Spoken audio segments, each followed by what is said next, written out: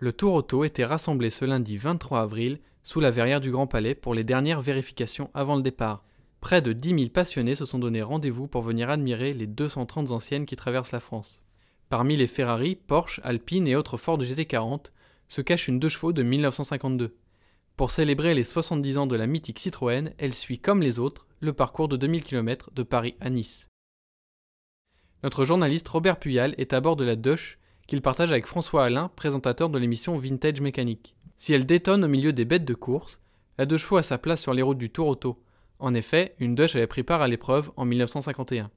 En 1951, une paire de généreux garçons ont inscrit une 2 chevaux sur le Tour Auto, la première édition de la reprise après-guerre.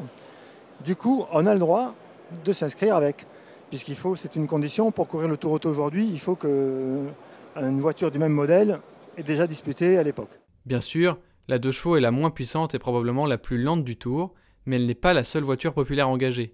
On retrouve quelques Mini, 2 Autobianchi ou encore une Fiat 600. La Citroën a été entièrement restaurée par le 2 chevaux Mairie Club Cassis. Reste que piloter une voiture de plus de 60 ans et seulement 10 chevaux de Paris à Nice dans ce type de rallye est un défi. Ce qui me fait peur, c'est moi-même. Il va falloir la ménager et ne pas accélérer à fond avec une voiture vraiment fondamentalement peu puissante. Ça va être un petit peu difficile. Le Tour rassemble donc cette année encore une belle diversité des voitures populaires aux GT les plus féroces.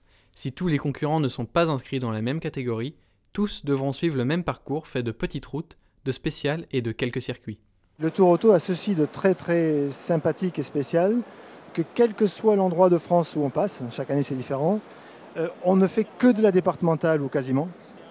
Et il s'arrange toujours pour nous trouver des endroits magnifiques, des paysages magnifiques, des routes splendides à parcourir.